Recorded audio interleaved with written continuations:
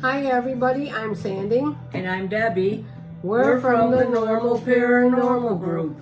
And today is 5 Things Wednesday. And today we're talking about tulpas. Yes. Right. Have you ever heard of a tulpa? Right. A tulpa is a concept in Theosophy and mysticism and the paranormal of a materialized thought form. That's right, it's a thought form. Or thought form entities. Typically in a human form, such as an imaginary friend that's created through spiritual practice and intense concentration.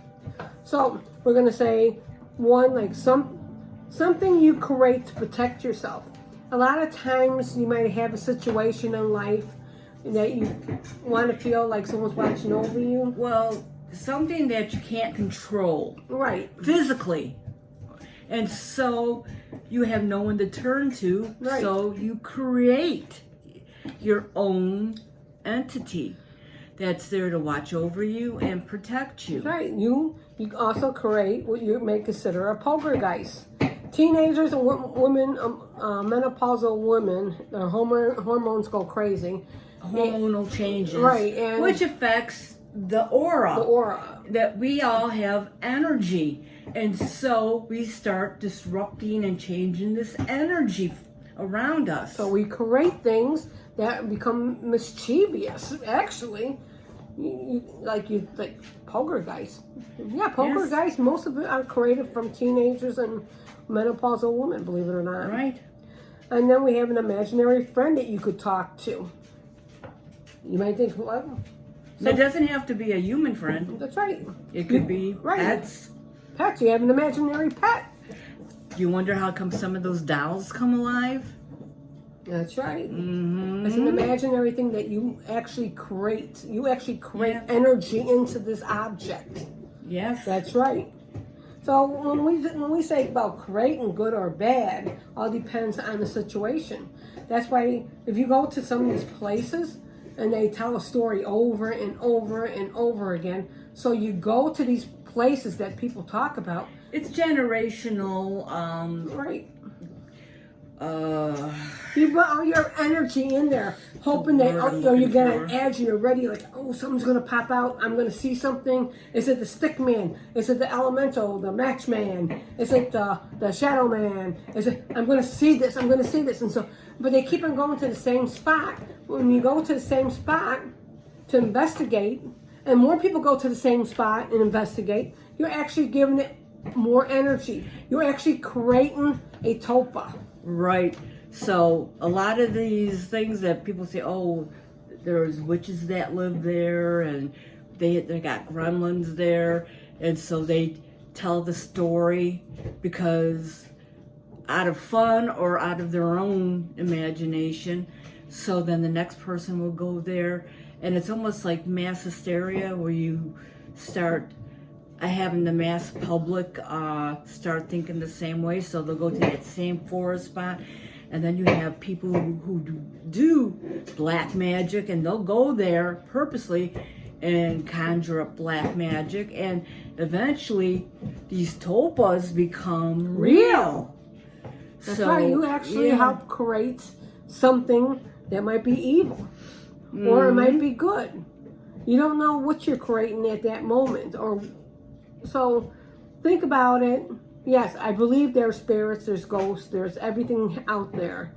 But there's certain things I think we actually pour our energies in visiting a same haunted place, because people say this is haunted, this room's haunted, that room's haunted.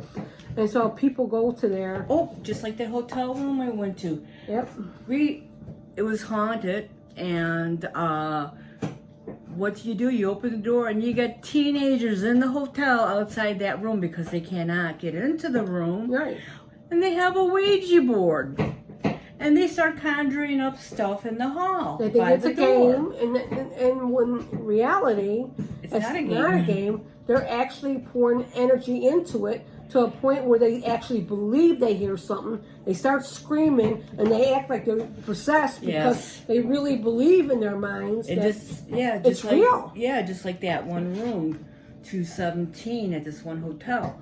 It was supposed to be extremely haunted, and we couldn't get in, but we seen people go in there, and the women were laughing and giddy like teenagers. They were older. They had been in their 30s or whatever, but they were acting like they were 14, 15 years old, and God knows what they were filming in there and doing in there.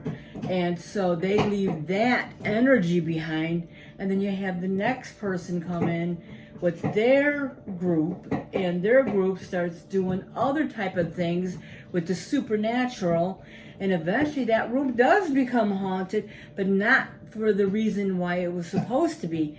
They actually are inviting in darker energies. That's right. So even when people say about certain things, that's why you go to certain cemeteries, and that we had a cemetery near us where people used to go practice witchcraft or rituals, and they beheaded some geese in there, and and I remember that story, and these people, like, what is wrong with these people? Because they believed in this witchcraft. Well, they said the police were called on this one ghost site we went to. Yeah. And they cut off the Canadian geese, their heads, and they put them on poles. And they chased a man who actually leaped over this 6-foot fence, and the police were stunned. And this one woman seen him in her yard, and she locked her doors, and she said he was pale white and he didn't look real, and he scared the bejesus out of her. So some of these people, they really believe in this stuff wholeheartedly, so they become this demonic. Was it a human or was it inhuman? They become this demonic thing. Yes. So so watch what you do and practice and be safe out there, and always carry protection with you when you are going to these places. Debbie and I are a firm believer in prayer, and that we say our Archangel Michael prayer to protect us. We also carry iron nails, our crucifix. We carry holy water with us. We carry our stones with us. We always carry protection. Now, when they say iron nails, it's not any nail. That's right. It has to be wrought iron nails. Wrought iron. Real steel. And then, oops, what did I drop it at? We could see any, it's by your foot. And right here is a turlamine stone. And this chases away evil and protects you against curses and evil spirits. This one is an aventurine stone. This protects you from energy vampires. Energy vampires could be either human or they could be ghost. And they suck your energy, and that's why you feel drained, and they could enter you. So remember, when you have teenagers or people with mental issues, they believe in these imaginary friends, and they become real. Mm-hmm. They actually created their own tulpas. Yes. I hope you have a better understanding what a tulpa is. Yes, there's ghosts, there's spirits, there's everything out there. But we just wanted to explain tulpas. And with this, I am Sandy. And I am Debbie. Until the next 5 things.